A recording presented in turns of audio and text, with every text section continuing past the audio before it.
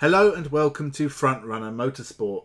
Now at the end of 100 subscriber week, and I've decided to cover a topic I've been meaning to do for a while. It hasn't materialised before as I didn't think it was something that would get views, or it just didn't fit into what I was doing at the time. But it has been on my mind for a while. I just don't know if I'm the best person to do it justice, as I'm not a fan of girl pop, and that does come into it a lot. But with that said, thank you for helping me reach 100 subscribers, and sit back, relax, and let's begin.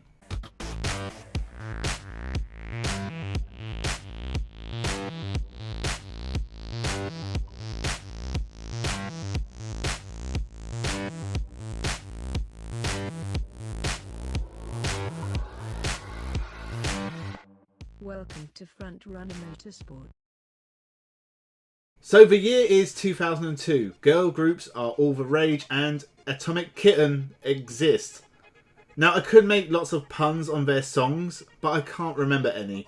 What I do remember is they sponsored a race car for some reason.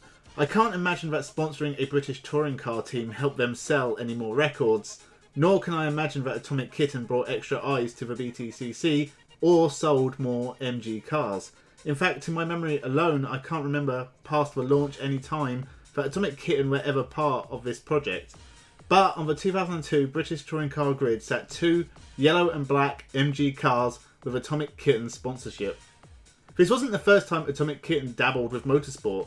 They sponsored a pair of Corvettes in the short-lived Interactive GT series, as well as the European Le Mans series. This probably didn't bring a lot of eyes to Atomic Kitten, as these series were dead and dying. They didn't give up and instead turned to the British touring cars and sponsored a pair of MGs being run by the Works team as a sort of junior team. Both teams would be run by West Surrey Racing, with the experienced pair of Anthony Reid and Warren Hughes running the Works cars, and youngsters Gareth Howe and relatively unknown 20-year-old Colin Turkington driving the independent team Atomic Kitten cars. Jenny Frost of Atomic Kitten herself said, "We are really proud to be associated with MG. They are a very dynamic company who are going places. When the opportunity arose to work alongside MG on the BTCC program, we jumped at it." That's marketing speak for, I've been told this is a good idea, so we did it, I guess. And MG as a dynamic company is hilarious, as they went bust a few years after this. The cars missed the first round at Brands Hatch as they were not yet ready to race, but turned up on the grid at Alton Park, where Atomic Kitten were in attendance signing posters and CDs for fans, but as far as I can tell, that's as far as their involvement actually went. As for the cars themselves, they did okay. Gareth Howe took a class win in the team's second ever race, which was really impressive.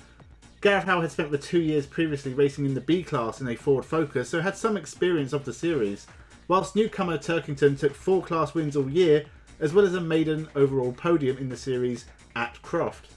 Howe would just beat out Colin Turkington in the championship, with the pair finishing 12th and 14th overall, and 4th and 6th in the independent trophy, won by Dan Eves in a Team Halfords Peugeot. A pretty good effort. However, the team would not appear on the grid for 2003, and Atomic Kitten's involvement in motorsport came to an end. So what happened in the aftermath?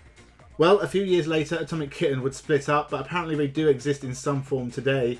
And the same sort of thing happened to MG, sort of. The company went bust and now exists as an Anglo-Chinese outfit. The MG6 did well in the BTCC, and they are looking to have a TCR version launching at some point in the future.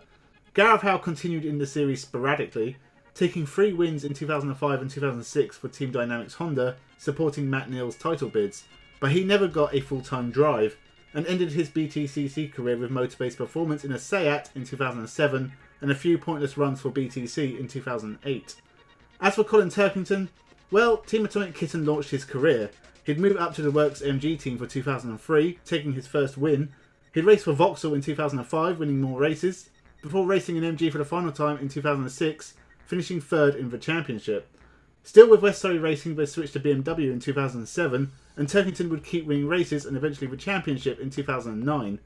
He'd disappear for a few years to try other things, winning a World Touring Car race, as well as finishing 5th overall in the Scandinavian Touring Cars, before returning to the British Touring Cars in 2013, winning the championship a second time in 2014, moved to Team BMR in a Volkswagen in 2015, winning races for them and Silverline Subaru in 2016, before returning to West Surrey Racing and BMW in 2017, before winning the championship in 2018 and 2019. He has won 56 races, the 4th most in BTCC history, and has 4 championship wins, tied with Andy Rouse, who did it in the class era of the sport. In 2020 he has a small lead, but is being pushed close by Ashley Sutton.